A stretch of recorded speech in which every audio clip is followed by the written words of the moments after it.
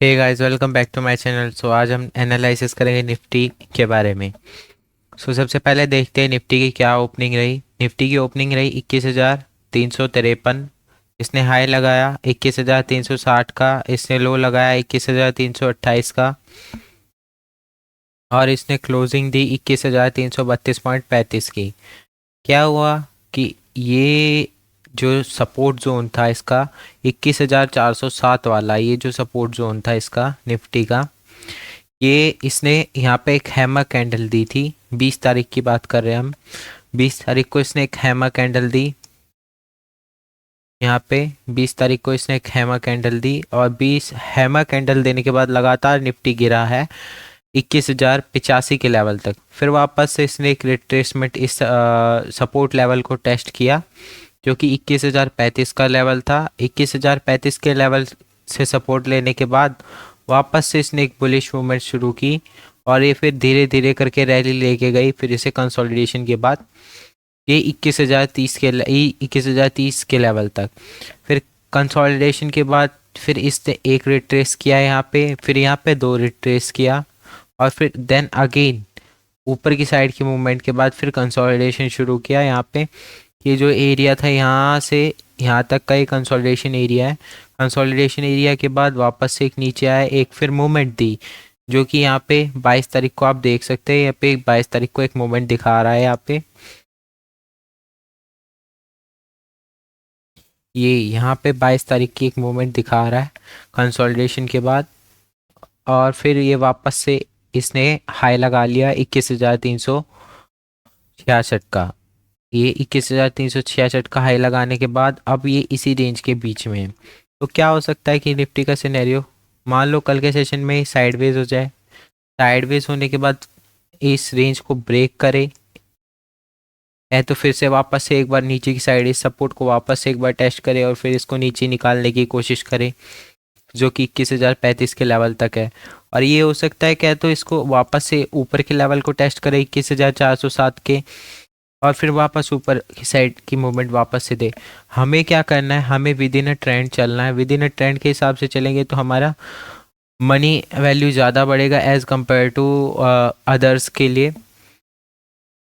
तो ये इसके सपोर्ट्स हैं। अब हम बात कर लेते हैं इसके, हमारे हिसाब से इसके क्या रेजिस्टेंस और क्या सपोर्ट रहने चाहिए।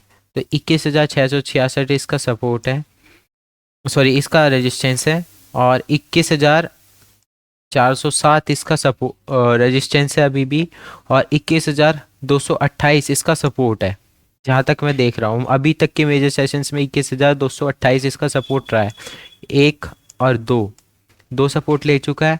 उसके बाद अगर मान लो कल के सेशन में मैंने जैसे कि बताया यहाँ पे तीसरा सपोर्ट भी लेता है और फिर नीचे की साइड ब्रेक करता है, तो फिर आपको एक 100 to 150 पॉइंट की मूवमेंट फिर मिलेगी, जो को वापस इसको 21,035 के लेवल तक लेके जाएगी। इसको वापस से यहाँ पे टच करेगा, और फिर वापस से अगर ऊपर की साइड की मूवमेंट दी, फिर एक बुलिश मूवमेंट दे के जाए, तो ये 407 की मूवमेंट तक निकाल सकता है इसे।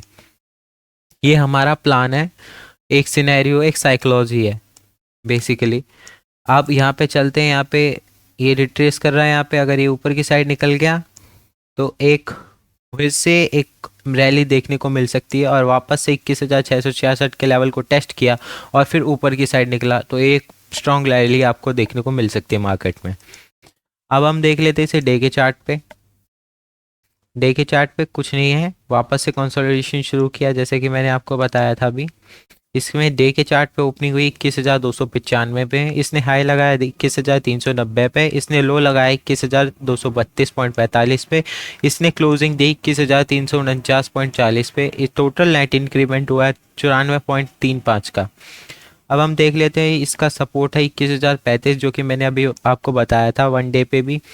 यहाँ पे एक हैमर कैंडल दी, अगेन एक सेल की पोजीशन बनाई, जो कि मैंने अपने आपको बताया था अभी पिछले सेशंस में। 20 तारीख की सेलिंग है ये। फिर वापस से 21 तारीख को ये बुलिश मूवमेंट वापस स्टार्ट की, इसी रेंज के बीच में वापस से कंसोलिडेट कर रहा है 21,407 की रेंज के बीच में। 21,228 से 21,407 की रेंज में।